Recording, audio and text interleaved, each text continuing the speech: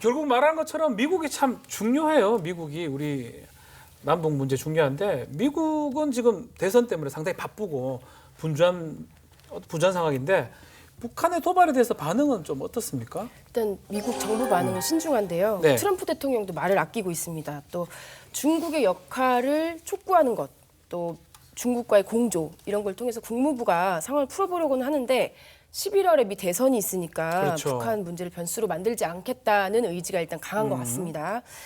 남북 공동 연락 사무소가 폭파된 다음 날 미국을 네. 찾았던 이도훈 한반도 평화교섭 본부장이 비건 국무부 장관을 만나고 귀국을 했는데 크게 두 가지 방향으로 일단 논의를 진행한 것 같습니다. 우선 상황을 더 악화시키지 않도록 북한을 설득하는 방안, 그리고 만약에 북한이 군사적 도발을 감행한다면 예. 대응하는 방안. 구체적인 논의는 조만간 있을 한미 국방장관 화상회의에서 더 논의될 걸로 보이는데 이 자리에서는 오는 8월로 예정된 한미 연합훈련, 북한이 하지 말라고 한 것, 이 방식과 규모를 어떻게 할지도 논의될 전망입니다. 네. 네, 한미 연합 훈련 재개 가능성 이야기도 나오고 있더라고요. 이게 북한이 제일 싫어하는 거 아니겠습니까? 정말로 재개될 가능성이 있을까요? 훈련 합니까 맙니까? 두 분한테 물어보면 안 됩니까? 그 한미연합훈련의 그 문제가 조정된 것은 싱가포르 회담 때 트럼프 갑자기 제안했어요. 우리 정부하고 논의도 하지 않고. 그래서 미국의 전략가가 이제 비건 국무장관이죠. 저 비건 국무장관을 몇 차례 만나서 이야기를 네. 한 적이 있는데 미국 입장에서 이런 겁니다. 북한을 다루는 데 있어서 북한을 다룰 수 있는 방법이 뭡니까? 군사력이 아니에요. 북한을 통제하고 회담장을 끌어내고 북한을 미국이 의도하는 방향을 끌고 가는데 유일한 잣대가, 유일한 수단과 무기가 유엔 제재입니다. 유엔 제재를 내려놓으면은 북한은 다룰 수 없다고 이 미국 전략가들이 판단하고 있는데 이거는 지금 뭐 트럼프가 되든 어느 대통령이 되든 간에 북한을 다뤄야 되는데 다루는 데 있어서 수단이 뭐냐? 유엔 제재라 생각하는 거예요. 그런 부분에서도 미국이 어떤 전략가도 유엔 제재를 쉽게 해제하기 힘들고 그런 부분을 정확하게 알아서 한미 워킹 그룹을 쭉 다루었던 사람이 비건 아닙니까? 네. 국무장관 되기 전에. 그렇죠. 그래서 비건의 그런 입장을 알기 때문에 그 북한의 김여정이가 그 워킹 그룹 한미 간의 제재와 관련된 여러 가지 논의 구조 그 자체를 없애라.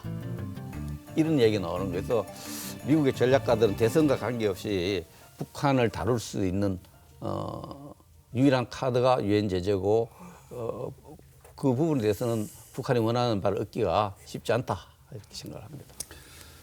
뭐 미국이 한미 연합훈련을 바로 재개할 가능성은 없다고 봅니다. 자연스럽게 싱가포르 회담에서 그 중국이 제안했던 쌍중단이 실현된 거 아니겠습니까? 네. 북한은 ICBM하고 핵실험을 갖다 중단하고 그 반대급부로 미국은 한미 연합훈련을 중단한 거 아니겠어요? 네. 근데 지금 북한이 그 실험을 다시 하지 않는데 미국의 연합훈련을 갖다 다시 재개할 가능성은 없고 다만 북한이 긴장을 고조시킨 거에 대해서 그것을 억제하기 위해서 전력 자산을 갖다가 순환 배치한다든지 돌린다는 거죠. 무력 시위한다든지 이런 건 있을 수 있겠죠. 네. 이 일각에서는 트럼프 대통령과 이야기를 하는 것보다 네. 차기 대통령과 이야기를 나누는 게 훨씬 더 효과적일 수 있다.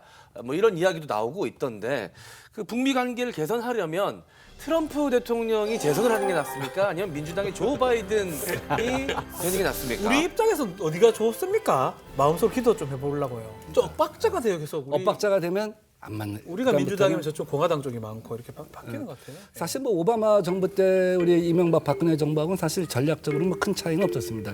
오바마 정부 때는 전략적 인내, 그래서 어떻게 보면 무관여주의로 갔죠. 그리고 우리 그 10년 전부 때도 북한에 대해서 이렇다 할 관여주의를 갖다가 보이지 않았던 것이죠.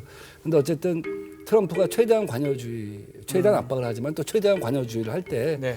우리가 사실은 뭘 맞출 수가 있는 것이 더 있지 않을까 하는 그러면 생각이 민주당이 듭니다. 좋다는 게 공화당이 지금 민주당은 사실은 이 과거에 오바마의 그 전략적 인내주의, 그 불관여주의를 갖다 택하고 있기 때문에 굉장히 북미 관계가 그래서 전략적 인내라고 한 건 한없이 맥시멈 프레셔만 하고 맥시멈 프레셔만 하고 놔두는 거예요. 관계 개선 안 하겠다는 거죠. 이 상태로도 악화되지 않게만 놓고 바라는 거예요. 그렇죠. 근데 트럼프 같은 경우는 압박을 하면서도 한편에서는 당근도 줘가면서 뭔가 길을 뚫어보는 거잖아요. 민 의원님은 트럼프를 그런 차이가 있다. 선택하셨습니다. 민 의원님은 이렇게 그 즉 트럼프가 속한 공화당하고 네. 트럼프 대통령과 민주당 지도자 낸시 펠로시가 이제 대표적인 의장이면서 대표 각을 세우고 있는데 네. 굉장히 사이가 안 좋아요. 모든 정책에서 각을 많이 세우고 있는데 대북 정책에 있어서는 방향성에 있어서는 비슷해요. 네. 민주당 공화당이. 근데 제가 볼 때는 바이든이 되면은 트럼프가 조금 여건이 안 됐는데 뭐 서둘러서 약속했던 부분에 대해서는 상당히 손질을 할 가능성이 있으나 바꿀 수도 있다고. 기본적으로 민주당이든 공화당이든 바이든이든 트럼프가 재선되든 북한 비핵화에 대한 어떤 방향성을 유지할 것이고 그 수단으로서 유엔 제재 문제를 수단으로 사용할 것이다 이렇게 봅니다. 그 페리는 민주당 클린턴 대통령 때 국방부 장관을 네. 했는데도 불구하고 나중에 부시 정부 때 그 홈페이지를 떠보면 그 이전 정부의 전략가들이 같이 회의를 많이 해요. 우리가 참 그걸 같이. 좀 배워야 네. 돼요. 우리는 지금 많은 통일부 장관, 국정원장 많이 있는데 역대 현재 대북 정책 따르는데 그런 지혜를 모으는 과정이 없어요. 그게 아쉽다. 그냥 그런 분 아쉬운데 미국은 아마 그 트럼프 대통령이든 또 바이든이 되든 간에 트럼프 정부 일했던 전략가들이 또 그 앞에 오바마 정부 일했던 전략가들이 같이 브레인스토밍을 해서 대북 정책 조율을 하는데 비핵화, 그 남북 관계 속도 조절에 대한 문제는 있을 겁니다. 미북 관계 속도 조절 그렇죠. 큰 방향은 유지될 거로 봅니다. 뭐 누가 돼도 상관없다고 지금 백 의원님은. 아니 그렇게 누가 돼도 뭐 아무 변함이 없을 것이다. 이런 북한을 다루는 데서 오늘 또 김민주 기자 특별히 출연을 해서 오늘 남북 관계에 많은 얘기들 해주셨는데 그냥 기자적 시각에서 누가 됐으면 좋겠어요. 전문가가 아니니까 네. 일반인의 입장에서 봤을 때는 이제 역대 어느 정당이나 어느 뭐 보수든 진보든 정권이 가져가도 비슷하다고 하셨잖아요. 그러니까 지금 한번 넘어진 셈이니까 이 역경을 딛고 다시 화해도 하고 다시 한번 넘어졌다가 화해해서 지금 현 상태로 쭉 가는 트럼프가 게 좋다. 네, 트럼프가 하는 게 낫지 않을까. 미운 정이 무섭다. 또 새로 사진 찍고 행사하는 것보다는 지금 예, 이 과정을 좀 더 겪어서 가는 게 낫지 않을까. 구간이 명관이. 예, 국가님. 네, 미운 정이 무서워요. 네. 트럼프 좋아하시네. 아니요. 우리 국민들 입장에 저도 네. 전문가가 아니니까 국민들 입장에서는 그냥 또 그 길을 또 하노이, 네. 싱가포르 생각해 보면 네. 또 그 길을 가야 되는데 저는 또 안 되면 어떡하고. 예. 방위비 분담금 포기한다는 약속만 해주면 트럼프.